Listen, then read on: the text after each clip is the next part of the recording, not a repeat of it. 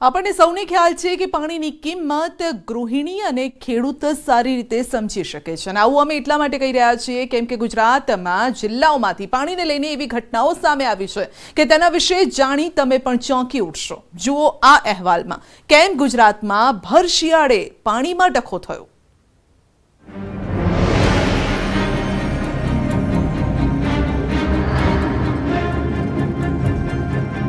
ભર શિયાળે પાણીની બૂમાબૂમ, ક્યાંક કરોડો લીટર પાણીનો વેડફાટ તો ક્યાંક એક ટીપું પાણી માટે રઝળી રહ્યો છે ખેડૂત।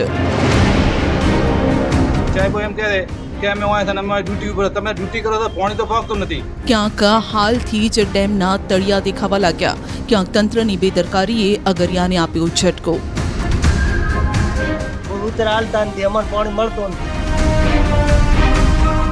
આ બંને દ્રશ્યો એકબીજાના વિરોધાભાસી છે, પરંતુ આ હકીકત છે કે પાણીને લઈને આ જ છે બનાસકાંઠાની વરવી વાસ્તવિકતા।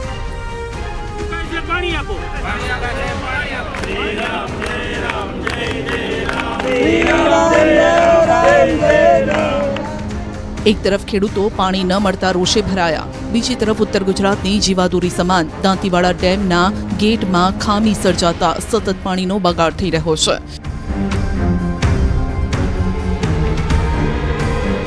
આ બંને દ્રશ્યો એ વાતનો પુરાવો છે કે બનાસકાંઠાનું વહીવટી તંત્ર લોકોને થતી પરેશાનીથી બેદરકાર છે। બનાસકાંઠાની એસી ઓફિસમાં બેઠેલા સાહેબો હવે વિસ્તારથી જુઓ આ અહેવાલ। બનાસકાંઠાના બુકણા માઇનર કેનાલમાં પાણી છોડવા અંગે કેટલાક દિવસથી ખેડૂતો માંગ કરી રહ્યા છે, પરંતુ ખબર નહીં કેમ તમારા પેટનું પાણી નથી હલતું। તમને થોડો પણ અંદાજો છે ખરા? આ ખેડૂતોએ 30 દિવસ પહેલા શિયાળુ પાકનું વાવેતર કરી લીધું, પરંતુ વાવેતરના 30 દિવસ બાદ એક ટીપું પાણી આ ખેડૂતોને નથી મળ્યું, જેના કારણે જગતનો તાત રોષે ભરાયેલો છે। આ જગતનો તાત કેટલી વાર રજૂઆત કરવા આવ્યો, પરંતુ તમે તમારા ઠેકાણે હોતા જ નથી, તેવો આક્ષેપ ખેડૂતોનો છે। અમે બેઠા તો ઓફિસે આવીને કોઈ અધિકારી છે નહીં અને નથી ફોન ઉપાડતા। ગમે તારો અહીં આવો તો હાજર હોતા નથી। ઘડીક કે બુકણા છો, ઘડીક કે જોડિયા છો, ઘડીક કે ભાખરી છો, ઘડીક કે વાવ છો, કોઈ ઉત્તર હાલતા નથી, અમને પાણી મળતું નથી। અને ધીરા પોચ્યા આપણે બધા છોટા છતાં એમાં કોટાઈને ગયા છે, કોરોણ પડ્યા છે કોરા, અને લોબી લાડ્યા છીએ પાણી અમને મળતું નથી।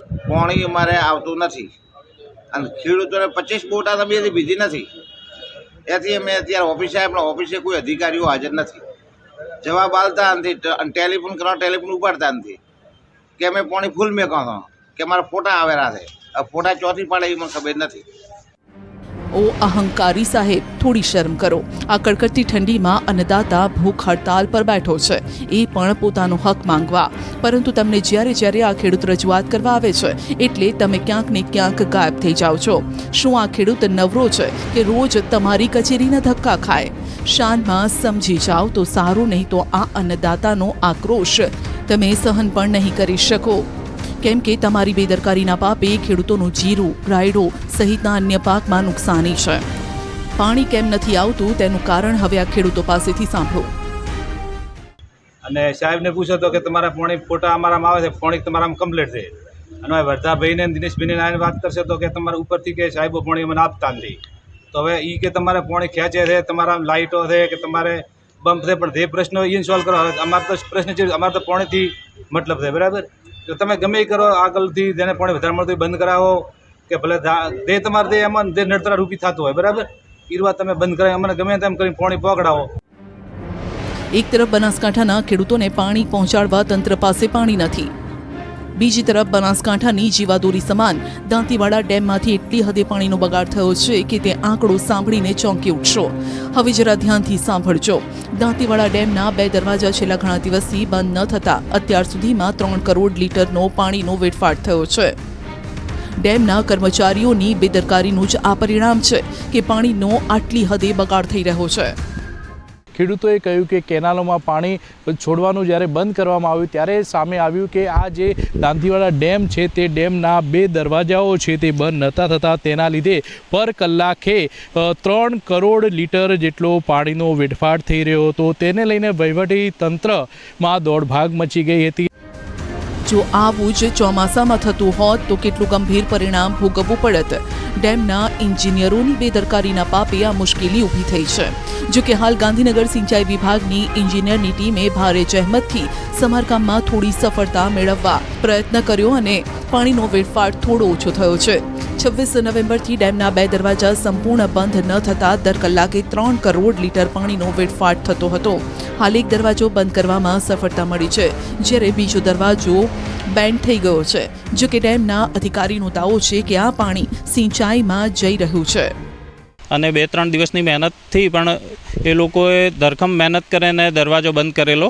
અત્યારે 302ની જગ્યાએ અત્યારે 99 ક્યુસેક જ મેન કેનાલમાં પાણી આપવામાં આવી રહ્યું છે અને એ લોકો ખેડૂત અત્યારે વરસાદને 10 દિવસ થઈ ગયા એટલે અત્યારે હવે માગણી ધીરે ધીરે વધશે.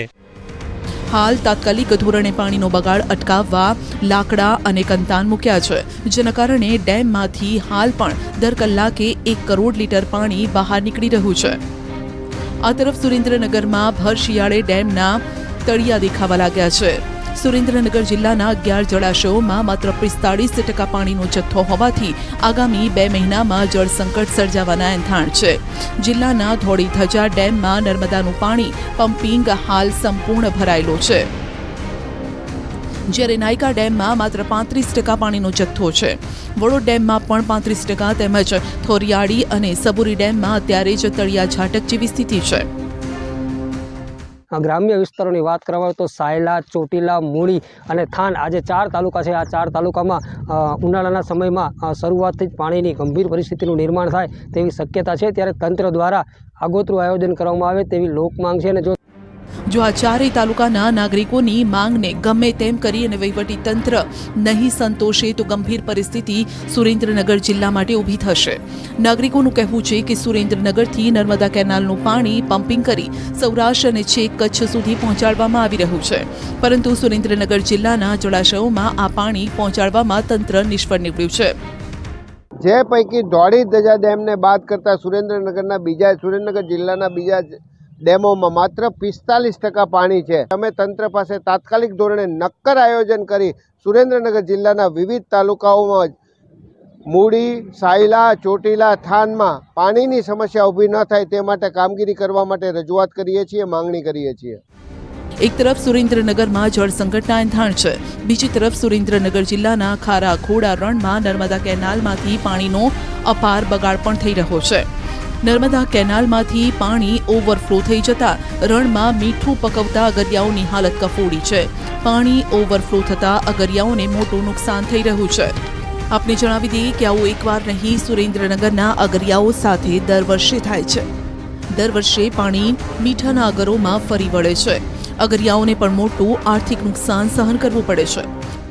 પણ આજ છેલ્લા 15 વર્ષથી નર્મદા કેનાલનું પાણી રણમાં ઘૂસી જાય છે અને અગરિયાની હાલત કફોડી કરી નાખે છે. એટલે કે અમારે 12 મહિનાની રોજી રોટીનો સવાલ આવી જાય છે. સાહેબ, અમે નર્મદા નિગમવાળા સાહેબોને અને સરકારને અપીલ કરી છે હારે કે ભાઈ તમે મહેરબાની કરો અને રણમાં પાણી ઓછું છોડો.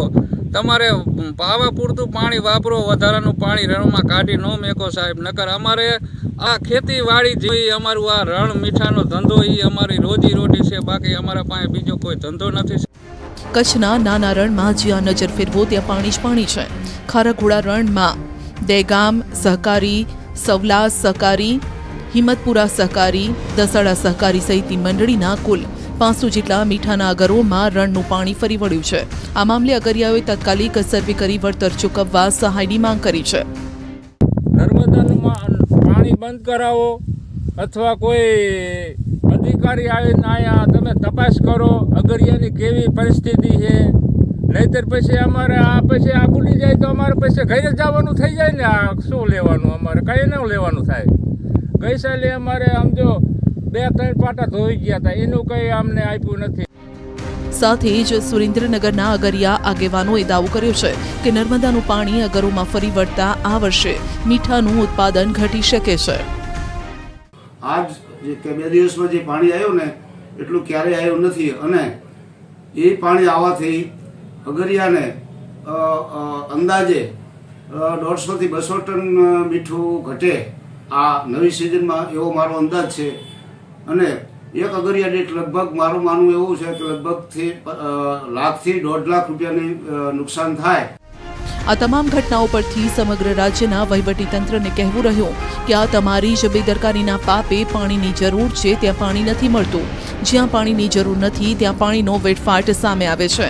એટલે હવે પાણીને લઈને વહીવટીતંત્રએ સુચારું આયોજન કરવું પડશે, નહીં તો આ સમસ્યાનું નિરાકરણ ક્યારેય નહીં આવે.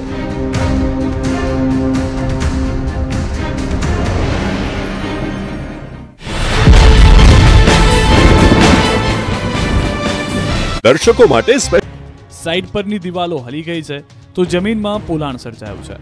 જમીનમાં પગ ઉતરી જાય તેવી પરિસ્થિતિ સર્જાઈ છે. સવાર સાંજ તળાવ અને બગીચાની મોજ માણવા આવતા, વોકિંગ કરવા આવતા લોકો ત્રાહિમામ પુકારી ઉઠ્યા છે.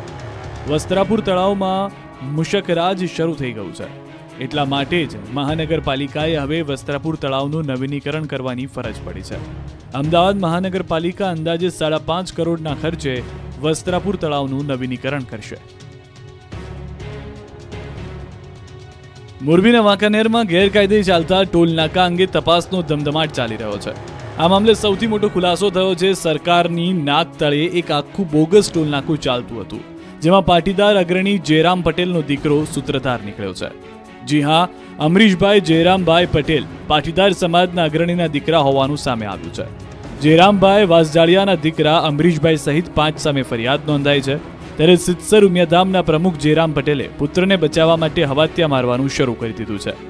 પગ તળે રેલો આવતા જયરામ પટેલ મીડિયા સમક્ષ આવી ગયા અને પુત્રનો લૂલો બચાવ કર્યો. જયરામ પટેલે દોષનો ટોપલો ભાડુઆત પર ઢોળ્યો. સિત્સર ઉમિયાધામના પ્રમુખ જયરામ પટેલે કહ્યું કે આ જગ્યા ભાડા કરારથી ફેક્ટરી ભાડે આપેલી છે. ફેક્ટરીમાં ભાડુઆત શું કરે છે તેની અમને ખબર ન હોય. પોલીસે ફરિયાદ નોંધી છે. અમે ભાડા કરાર આપેલો છે. અમરીશ પટેલનો આમાં કોઈ સીધો રોલ નથી. અમરીશનું વ્હાઇટ હાઉસમાં કોઈ ભાગીદાર નથી. અમે 10મા મહિનામાં નોટિસ પણ આપી હતી. અમારે ભાડા કરાર કેન્સલ કરવો છે. હકીકતમાં અમરીશભાઈનું વ્હાઇટ હાઉસમાં કોઈ ભાગીદાર નથી, કોઈ પદ પર પણ નથી. ભાડા કરાર કેન્સલ કરવા 10મા મહિનામાં નોટિસ પણ આપી હોવાનો દાવો કર્યો. તો સિત્સર મંદિરના પ્રમુખ જયરામ પટેલે ટંકારાના ધારાસભ્ય દુર્લભજી દેથરિયા સાથે મોરબી એસપીને મળવા પહોંચ્યા. તેમના દીકરા નિર્દોષ હોવાની વાત સાથે યોગ્ય રજૂઆત કરવા એસપી ઓફિસ પહોંચ્યા. ત્યારે સવાલ એ થાય છે કે આમાં જવાબદાર કોણ? કોની મિલીભગતથી 1.5 વર્ષથી લોકો લૂંટાતા રહ્યા? 82 કરોડની ગેરકાયદે વસૂલાત કરવા પાછળ કોણ છે માસ્ટર માઇન્ડ? ભગવાન શ્રીરામની જન્મભૂમિ અયોધ્યામાં ભવ્ય રામ મંદિરનું નિર્માણ ચાલી રહ્યું છે. 22 જાન્યુઆરી 2024ના રોજ રામ મંદિરમાં પ્રાણ પ્રતિષ્ઠા યોજાશે. ત્યારે રામ મંદિરમાં જે ધ્વજદંડ લાગશે તે અમદાવાદમાં બની રહ્યા છે. અમદાવાદના ગોતા ચાંદલોડિયા રોડ પર આવેલી ફેક્ટરીમાં રામ મંદિર માટે 7 ધ્વજદંડ તૈયાર કરવામાં આવી રહ્યા છે, જેમાં મેઇન ધ્વજદંડની ઊંચાઈ 44 ફૂટ છે અને તેનું વજન 5500 કિલો છે. આ ધ્વજદંડ રામ મંદિરના 161 ફૂટ ઊંચા શિખર પર લગાવવામાં આવશે, જ્યારે અન્ય 6 ધ્વજદંડ પણ આ જ ફેક્ટરીમાં બની રહ્યા છે, જેમાં એક ધ્વજદંડનું વજન 800 કિલો છે. આ ઉપરાંત મંદિરમાં ઝુમ્મર, દિવાલ લટકાવવાનું મટીરિયલ સહિતનો સામાન અહીંથી સપ્લાય થયો છે. રામ મંદિરના દરવાજામાં ક્રાફ્ટનું પિત્તળનું હાર્ડવેર સ્પેશિયલ વાપરવામાં આવ્યું છે. આપણે ઘરમાં ક્રાફ્ટના હાર્ડવેરના એંગલ 50 કે 100 ગ્રામની હોય છે, જ્યારે રામ મંદિરના દરવાજામાં 10 કિલોની એક એંગલ વાપરવામાં આવી છે. હવે ત્યાં દરવાજાનું કામ ચાલી રહ્યું છે. સાથે જ રામ મંદિરની આસપાસ 800 મીટર લાંબી રિંગ રોડ પણ તૈયાર કરવામાં આવી રહ્યો છે. તેનું માળખું તૈયાર છે અને હવે તેના ઉપરના ભાગનું બાંધકામ બાકી છે. સંપૂર્ણ શાસ્ત્રોક્ત વિધિથી આ ધ્વજદંડ તૈયાર કરવામાં આવ્યા છે. સંપૂર્ણ શાસ્ત્રોક્ત રીતે બનાવેલ મુખ્ય ધ્વજ સ્તંભમાં 6 મહિનાથી વધુ સમય લાગ્યો. શાસ્ત્રો મુજબ મંદિરના મેજરમેન્ટ પ્રમાણે લંબાઈ અને વજન મુજબ ધ્વજદંડ તૈયાર થયો છે. મંદિરના શિખરની ઊંચાઈ 162 ફૂટ છે, જેના પર 44 ફૂટનો ધ્વજદંડ લાગશે, જેની સાથે મંદિરની ઊંચાઈ 200 ફૂટને પાર થશે. રામ મંદિરમાં નિર્માણાધીન 42 દ્વાર માટે વિશેષ સામાન પણ તૈયાર કરવામાં આવ્યો છે. તો સાથે જ 445 નંગ કડા તૈયાર કરવામાં આવ્યા છે. 3 પ્રકારની કડાની બનાવટ કરવામાં આવી છે, જેમાં નાના કડાનું વજન 2 કિલો, મધ્યમ કડાનું વજન 18 કિલો અને મોટા કડાનું વજન 36 કિલો છે. ગોતામાં ફેક્ટરી ધરાવનાર ભરત મેવાડાની આ વ્યવસાયમાં 3જી પેઢી છે. 81 વર્ષથી આ વ્યવસાય સાથે સંકળાયેલો છે. અનેક મંદિરો માટે ધ્વજદંડ બનાવાયા છે. સુરેન્દ્રનગર જિલ્લામાં આવેલા ખારાઘોડા રણમાં નર્મદા કેનાલનું પાણી ઓવરફ્લો થતાં સફેદ મીઠાની ખેતી કરતા અગરિયાઓને રડવાનો વારો આવ્યો છે. રણમાં કાળી મજૂરી કરી મીઠું પકવતા અગરોમાં પાણી ફરી વળતા અગરિયાની હાલત કફોડી બની। અંદાજે 500 જેટલા અગરોમાં નર્મદાના નીર ફરી વળતા આ વર્ષે મીઠાના ઉત્પાદનમાં ઘટાડો નોંધાય તેવી શક્યતાઓ છે। ખારાગોડા રણમાં દેગામ સહકારી, સવલાસ સહકારી, હિંમતપુરા